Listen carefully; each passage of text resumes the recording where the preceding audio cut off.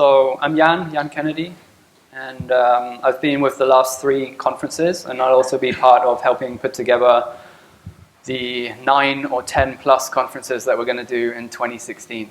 So the topic today is building an army of intrapreneurs. I think it's very aligned with the last presentation from Launchpad. And our Twitter handle is Innovation Mojo if you want to do that, or take any pictures. You can also have access to the slides. Before I talk too much about the entrepreneurial side of things, I have to touch base on what's happening in the startup world. I'm also a director at an organization called the Founder Institute. The Founder Institute, has anyone heard of it? It's a very early stage accelerator that helps entrepreneurs launch their companies, startup organizations that are scalable. So it's essentially a training and mentoring program, and it's currently in 100 cities around the world. This is Adeo Ressi. He's the founder of the Founder Institute. He's a serial entrepreneur based in Silicon Valley. And the reason why I want to touch on this is because he's been described as an entrepreneur who manufactures entrepreneurs. And I think that aligns quite nicely with what we're trying to do in terms of building an army of intrapreneurs. So the mission of the Founder Institute is to globalize Silicon Valley. It's bringing the skills and mindset of Silicon Valley to the rest of the world. And I think we can do something similar to transfer those skills and mindset inside the organization. So currently, the Founder Institute is actually producing 1,000 companies per year. 87% of these companies over the last 7 years are surviving, and 45% of them are receiving seed funding. And all of this is happening without investing in the company initially before the program. So I want you to meet Jillian. She grew up from an entrepreneurial family in LA. Her dad had his own business. After school, she traveled the world, and then she landed a job in a bank. She ended up in the wealth management division. And obviously working with wealth management, she got an insight into the investor community. So she came up with this idea of making real estate investing easier, but she didn't really know how to go about developing that idea. And that led her to go part-time into the Founder Institute, evenings, to receive training and mentoring to help her develop that idea and build a business model around it. Once she graduated from the program, she went into an incubator program called Techstars. Techstars, similar to Y Combinator or Startup 500, one of the world's largest incubators that funds ideas from the get-go. It's not easy to get into that program. And she went on to raise 9 million in a seed round and 35 million in a B round. But there are others. So this is Kate. She was surrounded by friends and people that were frustrated that they couldn't get pregnant when they wanted to get pregnant. Or sometimes they did get pregnant when they didn't want to get pregnant. So she started looking into how can you be more aware of fertility and give people a solution, women a solution that would allow them to take that a little bit more into their own hands and understand their bodies better. She went on to raise 5.3 million after the program. This is Jamie. Jamie lives in Singapore. He attended the program in Singapore. In Singapore, it's very expensive to own or buy a car, right? Sometimes that can cost more than buying an apartment. It's ridiculous. And you always have to have a new car because there's legislation saying your car cannot be older than 10 years old.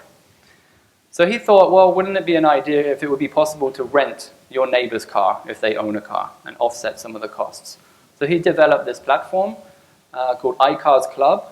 They're doing very well in Singapore and have recently entered the Chinese market and raised over 70 million already. And this is Aaron. Aaron used to work in Turkey. He used to build virtual classroom software for online education purposes. And whilst doing that, he thought, well, wouldn't it be great to offer this technology for free so other people could use it for education as well? He moved to Silicon Valley from Turkey. He had meetings with about 30 investors. All of those investors rejected him. They didn't see a business model in it. So he then went through the Founder Institute program, helped him pull that business model together, and now has gone on to be one of the most successful Founder Institute graduate companies, 113 million. And I think there's over 8 million students enrolled on Udemy. It's a great platform to go to for any form of e-learning education courses. A lot of you and the speakers probably could offer courses through this platform and get paid for it. So, what I'm thinking is an army of entrepreneurs already exists. Founder Institute is creating one. There's been over 1,650 graduates in the last 7 years. That's, companies. Most of these are single people developing the company first, then finding a co-founder later. 15,000 jobs have been created as a result. 80% or so are still operating. And the value of that portfolio is $15 billion estimated.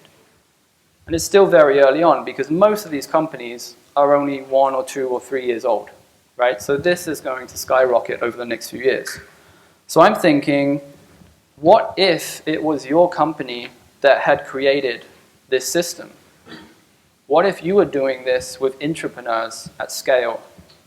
And as was previously mentioned, we had many, many ideas going into the funnel. That would have a big impact on your company. So I want to take you through a little bit of the process. And here's how it looks to me. Of course, you have an ideation phase, discovery, I call it, before incubation. Then you're focusing on incubation and building the product. You then might launch to the marketplace, and then you might scale.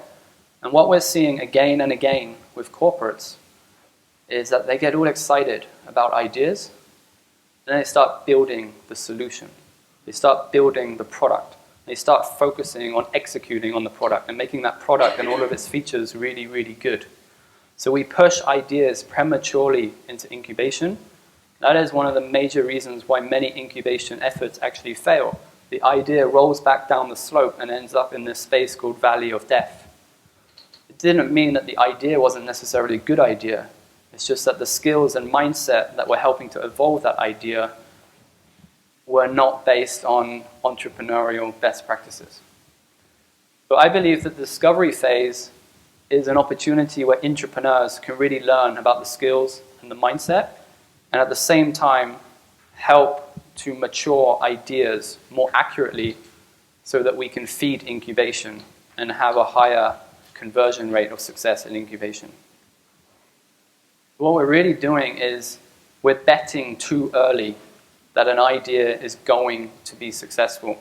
And what we need to be doing is focusing on building the right it before you build it right. So why does this process work? Really, it just comes down to 3 things. Participants follow a structured curriculum based on best entrepreneurial Silicon Valley practices. They're able to work on that curriculum part-time, right? So take this concept of 20% time. That's great. If you can allocate 1 day a week, it allows you to naturally evolve the idea from week to week over typically 12 weeks. In the Founder Institute, that's done as an individual, but it can very much be done as a team of intrapreneurs, a cross-functional team. We need to start applying lean experimentation as a backbone. And as we just heard, that's very much about getting out of the building, running experiments, observing customer behavior, putting the customer at the focus of the idea, rather than figuring out what is your solution first. And mentors, often overlooked. We just rely on internal mentors, when we should be taking mentors who have been there, done that, who has already run successful innovation programs for the masses, who has been an entrepreneur and been successful in launching ideas. Because these are the people that can give you that external perspective and keep you on track as you evolve from week to week. So at the Academy, we've transferred a lot of the learnings from the startup world, successful corporate innovation programs, and put them into this. Essentially, it's a corporate accelerator program before we allow ideas to go into incubation. I just want to walk you through that briefly. So, of course, you ideally need disruptive ideas, or in the second presentation we mentioned this interim between incremental ideas and disruptive ideas. I think it was differentiation, innovation, right? So these types of ideas need to come into the process with a cross-functional team formed around that. And if you can, of course, it's great to analyze personality traits of these people. So I think you'll get more insights on that later as the conference goes on. And really, you want to take them through these 12 or 13 steps. So you need a kickoff that introduces people to what is lean experimentation. There's actually 40 different types of experiments that can be applied to ideas to gain customer impact. And then you want to see how can you achieve different customer states. So how do we get people hopeful, satisfied, and passionate about our solution before we worry too much about how might we bring it to market and what would the overall business model be, okay? At the end, you're going to have more validated ideas to go into incubation. So let's start with phase 1, design thinking. For the first 3 weeks, what our participants are required to do is zoom in and ask the question, who is our customer? A lot of entrepreneurs or even people with ideas are constantly saying, my idea is for everyone. I can sell this to everyone, but that's not true. You can't sell to everyone, right? You need to know in the beginning, who is your market segment? What is the profile of that customer? What pains do they really have? Is this a real problem? Does the customer see it the same way how you see it? And that will give you clues as to what type of solution you might want to form. So this is very much the design thinking, showing customer empathy side of things. In the following 3 weeks, we help participants focus on more typical lean startup principles. A lot of entrepreneurs feel that their product needs a lot of features before it can be sold. And as we've learned, that's often not true either. We need to understand what problem are we solving and how best can we solve that problem. And often that is done with just a couple of features. We only get that insight by running trials with customers. So a good concept here is prototyping. Use prototyping methods before prototyping. Prototyping is just really a way of faking it before you make it. You can see the first Palm Pilot here was carved out of wood and then had paper printouts attached to the top. So you could actually carry around the form factor in your pocket. Whenever someone tried to schedule a meeting with you, you would just write down the meeting on the piece of paper to get a feel for how it would be to walk around with a Palm Pilot. So you're trying to understand what is the minimum that I need to do to get my customer first hopeful about my solution. I can learn from that, and then how can I get them satisfied? Does it fulfill the jobs to be done? And then can I go one step further and learn how can I get my customer to be even passionate about this? Something that Airbnb does really well, right? Most new customers now come to Airbnb because the current users are recommending it to their friends. So how can we build that into the product? Then you want to move on to sales and marketing aspect. So again, this is very much about getting customers intrigued. I kind of find it interesting what you're doing. But then I need to go one step further and actually trust you.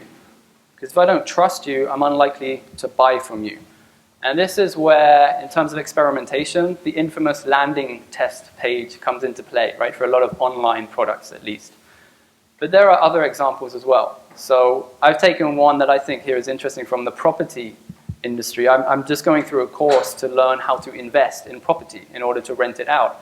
What I learned was that a lot of these property investors place ads in the local newspaper highlighting that they have a 2-bedroom apartment or whatever for sale or for rental, and they see if anyone calls. They do not yet own that property, but they know that they could go and buy a similar property if people start calling them up and saying, yes, I need one, I want to move in, and I have the money and I can pay the rent.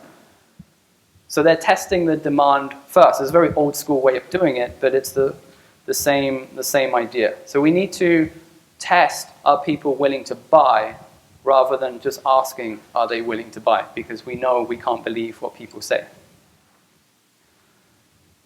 But that might lead to the first sale. And then if we can prove that, wow, there is a way to actually sell this and bring it to market, we're gaining some evidence, then we need to focus a bit more on scale. So what might my channels be where my customer segments become aware of my value proposition and my offering? And that can be different depending on what your value proposition is, of course. But for me, at the Academy, this is one big reason why we partner with the Intrapreneurship Conference, right? It's a perfect channel for us to get our message across. You also want to start looking at the overall business model. Does it work for your organization? Are we using our unfair or competitive advantage, right?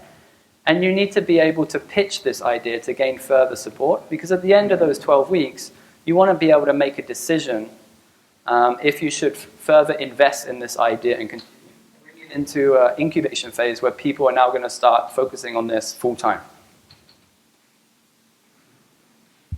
So the decision is now being made more based on evidence from customers rather than what we call the hippo effect.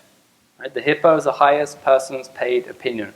That normally makes a decision based on gut feeling and their opinion, not based on what evidence did we get from the customer. That is what we want to avoid.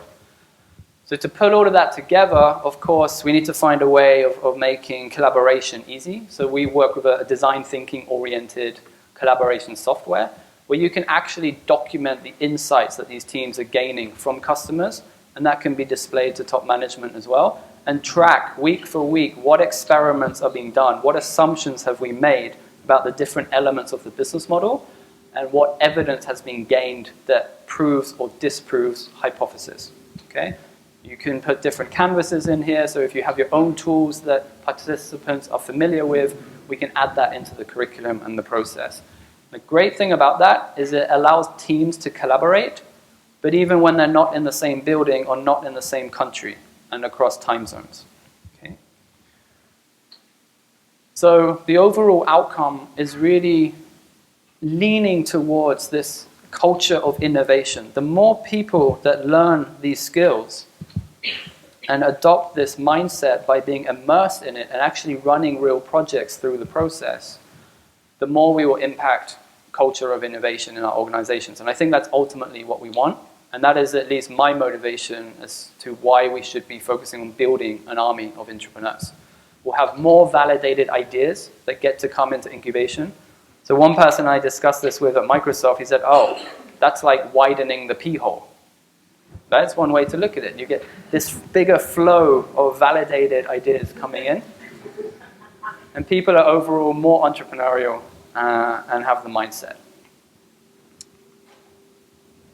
So we've already built an army of entrepreneurs. And I believe now is the time to build your army of intrapreneurs.